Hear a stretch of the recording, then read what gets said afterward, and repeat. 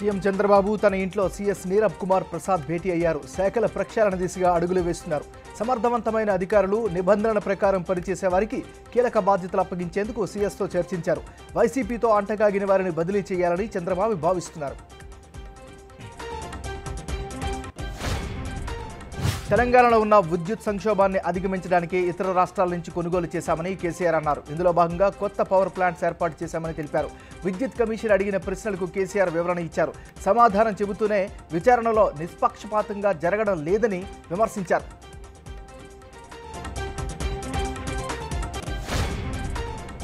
సచివాలయంలో పవన్ కళ్యాణ్ ఛాంబర్ విషయంలో చంద్రబాబు జాగ్రత్తలు తీసుకుంటున్నారు. పవన్కు ఏమాత్రం ప్రయారిటీ తగ్గకుండా చర్యలు చేపట్టారు.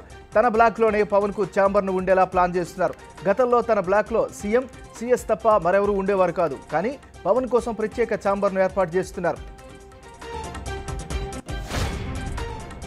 ఏపీ మాజీ సీఎం జగన్కు జీహెచ్ఎంసీ షాక్ ఇచ్చింది. హైదరాబాద్లోని లోటస్ పాండ్లో అక్రమ నిర్మాణాలపై జీహెచ్ఎంసీ కొరడా జులిపించింది. గతంలో జగన్ భద్రత కోసం రోడ్డును ఆక్రమించి గదులను నిర్మించారు. దీంతో వాహనదారులు తీవ్ర ఇబ్బందులు పడుతున్నారు. దీంతో అక్రమ నిర్మాణాలను గుర్తించిన అధికారులు వాటిని ఈరోజు తొలగించారు. ఉండవల్లిలో తన నివాసంలో నారా లోకేష్ ప్రజా దర్బార్ ఏర్పాటు చేశారు. నియోజకవర్గ ప్రజల సమస్యలను నేరుగా తెలుసుకునేందుకు ఆయన సంచలన నిర్ణయం తీసుకున్నారు. మంగళగిరి ప్రజల కోసం తమ ఇంటి ద్వారాలు తెరిచే ఉంటాయని లోకేష్ ఎన్నికల ప్రచారంలో చెప్పారు. ఛత్తీస్గఢ్లో మరోసారి కాల్పుల మోత మోగింది. అబుజాబ్ కుమార్లో భద్రతా బలగాలకు మావోయిస్టులకు మధ్య భారీ ఎన్కౌంటర్ జరిగింది. ఈ కాల్పుల్లో 8 మంది చనిపోయే మావోయిస్టులు, ఒక జవాన్ కూడా చనిపోయారు. మరో 2 జవాన్లకు తీవ్ర గాయాలయ్యాయి.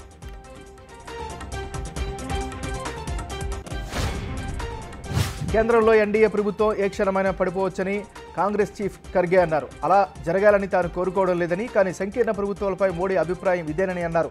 సంకీర్ణ ప్రభుత్వాలను మోడీ కిచిడీ ప్రభుత్వాలు అని కామెంట్ చేశారని గుర్తు చేశారు.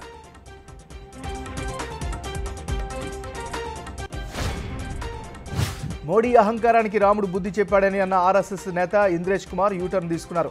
రాముడిని గౌరవించే వాళ్ళు అధికారంలోకి వచ్చారని మాట మార్చారు. మోడీ నాయకత్వంలో దేశం అభివృద్ధి చెందుతుందని కవర్ చేశారు. తనను గెలిపిస్తే ఏకంగా ఆదాయ పన్ను చెల్లింపుల నుంచి అమెరికన్లను విముక్తి కల్పిస్తామని ట్రంప్ ప్రకటించారు. దాని స్థానంలో టారిఫ్ల పాలసీని అమలు చేస్తారని చెప్పారు. సమస్యాత్మక సంస్థలతో జరిపే చర్చల్లో సుంకాలను సాధారణంగా ఉపయోగించుకోవాలని ట్రంప్ అన్నారు. రానున్న 5 రోజులు తెలంగాణలో భారీ వర్షాలు కురిసే అవకాశం ఉందని వాతావరణ శాఖ తెలిపింది. ఉమ్మడి నిజామాబాద్, నల్గొండ, మెదక్ జిల్లాలకు ఐఎండీ ఎల్లో అలర్ట్ జారీ చేసింది. ఉరుములు, మెరుపులు, ఈదురుగాలులతో భారీ వర్షాలు పడవచ్చని తెలిపింది. హైదరాబాద్లోనూ వర్షాలు పడతాయని ప్రకటించింది.